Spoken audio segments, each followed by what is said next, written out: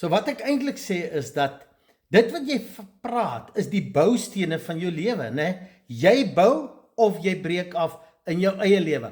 Al praat jy van ander mense, want onthou weer, soos jy dink, dit wat jy akkommodeer in jou kop, wat jy bedink, wat jy met jouself praat, né? So is jy.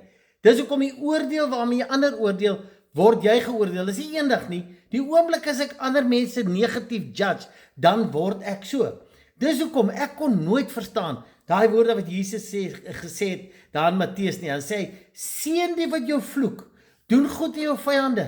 Toe dog ek maar lekker, het hy nie verstaan waaroor dit gaan nie. Wat bedoel hy? Totdat ek die dag verstaan het, alles wat ek bedink, alles wat ek sê, het eers in my lewe effek. Seën die wat jou vloek, doen goed aan jou vyande. Ek sê nie adeur jy moet met die mense wat jou te nakom môre braai nie, maar besef net, alles gebeur eers in jou lewe.